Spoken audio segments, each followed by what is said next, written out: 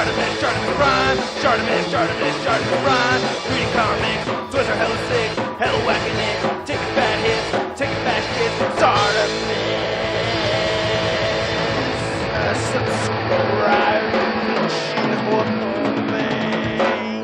Oh, I got the poo-poo on the letter. Hey, what's up you guys? Chartemis Prime here, doing another Hot Toys figure review on the Avengers movie Mark VII Iron Man 1/6 scale collectible figure. I have to give a huge thanks to Javon for making this happen. Thank you so much, man. He sold me this figure for dirt cheap, so much so I'm just calling it a birthday gift, man. I'm very, very pleased to have this. If you want to show some love, follow him on Instagram. The link is below, and I am just so pleased to finally have this figure. I've been wanting it for years. Anyway, looking right over here, you can see we get some really nice packaging of the Mark VII, and you can see this kind of foil look right there with the Avengers. You get the same foil look right there with his arc reactor. Then on the back, there's not much going on. You just get this nice fade, and then you get the arc reactor again. On the top and bottom, it says Iron Man like that, and you get this gold packaging. And yeah, you can see I've already taken the figure out of the packaging. Of course, I did not hesitate. And then on the back over here, you can see all the people responsible for making the figure. All right, let's get to it and crack this thing open.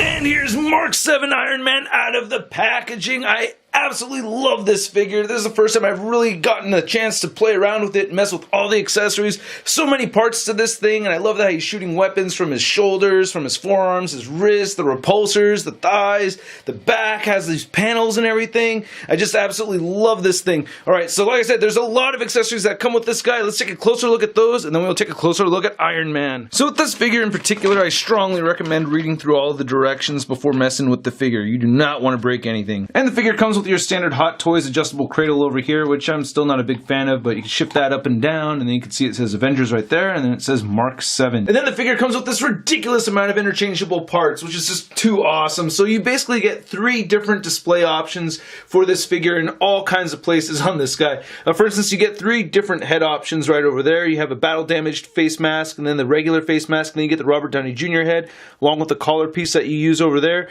We also get 3 different options for the chest area. You get the battle damage, and then you get the regular chest plate, and then you can remove the chest plate. 3 different options right there for the shoulders, and then these little pieces right here is kind of like the bare one right there. You get these interchangeable arms, you get these missiles, you get 3 different sets of interchangeable hands, you get a pair of fisted hands, we get the repulsor blast hands, then we also get these super articulated hands right here, which are really cool because you could bend them right there at the thumb, and then they bend midway through at the thumb, and then you get joints right there at the knuckles, and it bends twice on each finger, which is really cool. Then there's also batteries that come with this, which I'll show in a second, and then you get 3 different options for the thigh area too. Now this is the main helmet sculpt that we get with this figure. You can see he doesn't have any battle damage or anything like that, and I think this is a good sculpt.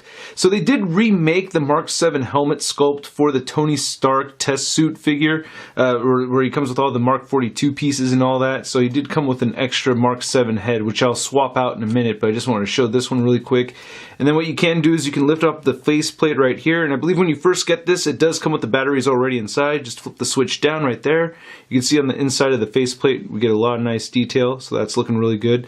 Anyway, you get some magnets that hold this together in place, and you just get that shifted on there, and that looks really, really nice. Very, very bright. I like that a lot. And then we just swap this out for the battle damaged one, and just put this right in here, and that looks really cool too. I really love this battle damage that we get over here. That is just awesome. Just on the edges, you see that nice silver paint. Looks really, really dope, and I love that stained black that you get right here on the top of the head and everything. That looks really cool. And then to attach the Mark 42 test suit Mark VII head sculpt, we just put that right on there, and it pegs in really nicely. And you can see it is slightly different. And when you do a side-by-side comparison between these two, you can see the differences. So this is definitely the wider helmet sculpt. This one's a lot more narrow. A little bit of black right there underneath around the eye section. I don't know. I think I like the original one a bit more though, right? I don't know. They're both pretty cool. And then to swap in the Tony Stark head sculpt, we got to remove this from the neck over here. So you want to pop that off. And then he does come with that collar piece. You want to make sure that little lip is facing upwards. Then grab the Robert Downey Jr. head and pop it on there. Come on. Now, I'd seen this head sculpt many times in a lot of pictures and many reviews and stuff, and it's always looked a little bit off and weird to me. But now that I have it in person, it looks equally as weird. I just don't think it looks dead on Robert Downey Jr. I just think it's a little bit off. I still think it has some really nice sculpt work and paint on it, though. I will say this flesh tone looks really nice. You can even see some little wrinkles right there around the eyes. The beard and the mustache looks good. So, I mean, it's well done as far as the quality. I just don't think they nailed the likeness more than anything else.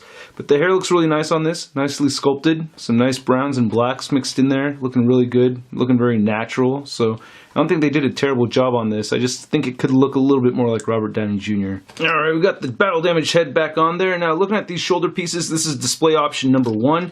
And you can remove these little panels over here. I don't particularly like this look because I feel like it makes the shoulders look very small. I don't know. And you just peel these off like so. So for the right side, I put this shoulder piece on, and then we have this alternate one right over here. Ooh, tiny paint chip right there already. Damn it. Anyway, looking at these, they both look really good. I like how you have these little deployed missiles right here. These little pods right here are detailed out very nicely. And then coming around the back, you could lift this up right there, and you could lift that up, and you can see right underneath we get a little bit of detail, looking really nice. Same thing on this side over here.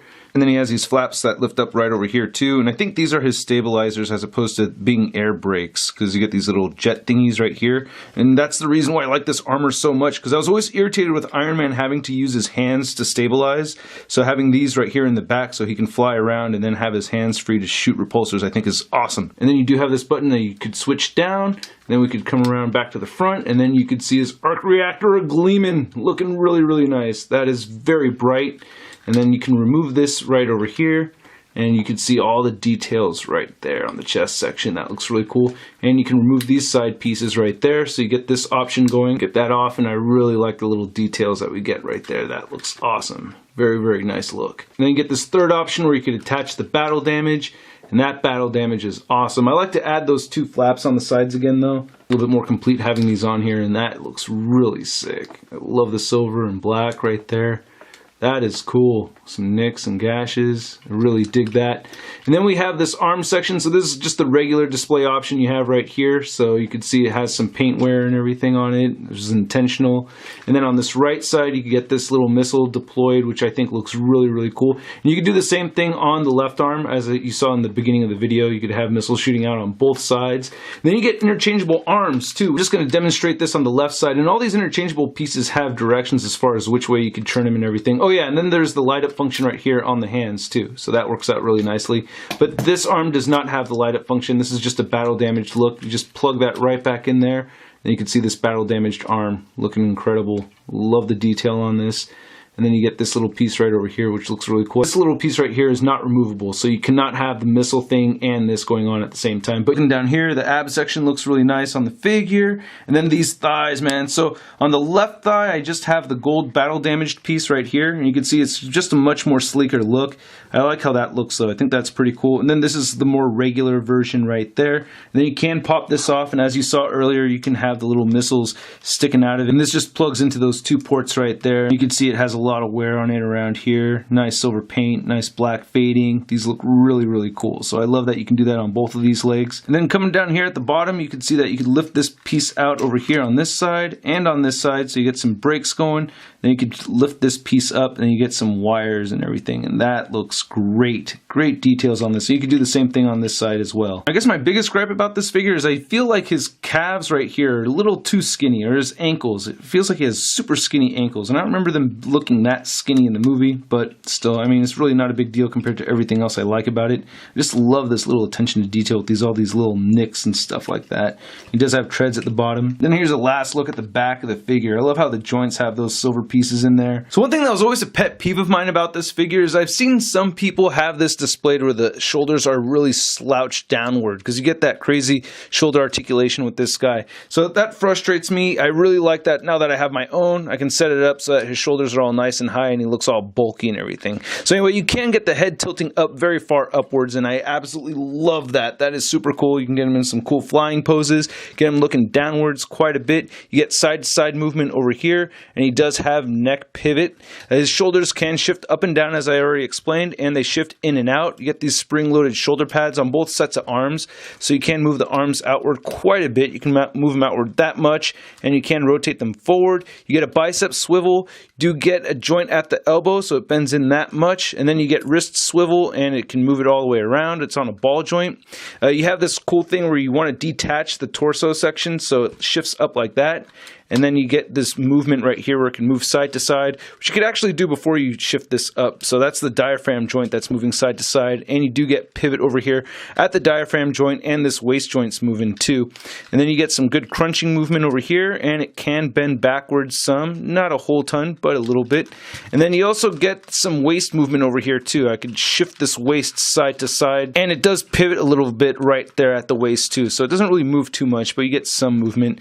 You get the hip joints that move outward, not as much as I'd like them to, but you get that kind of movement with those.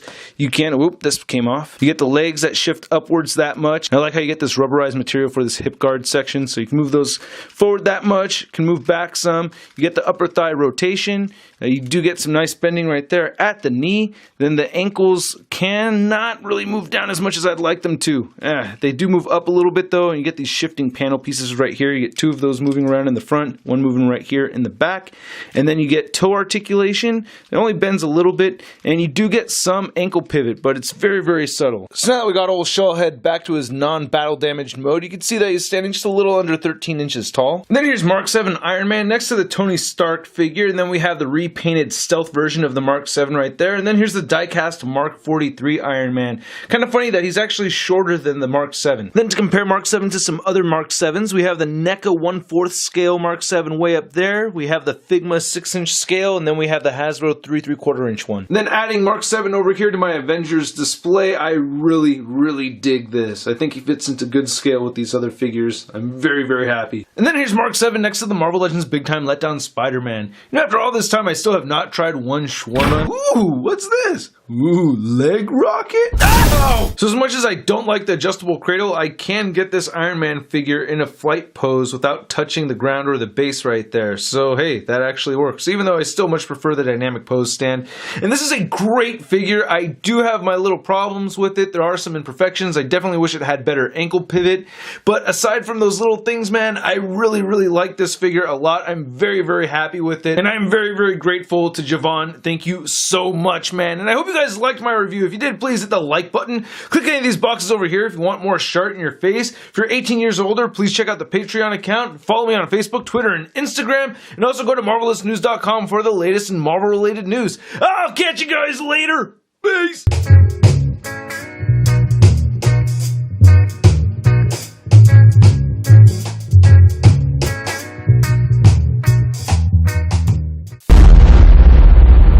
That's crispy. Wow. Spidey sense.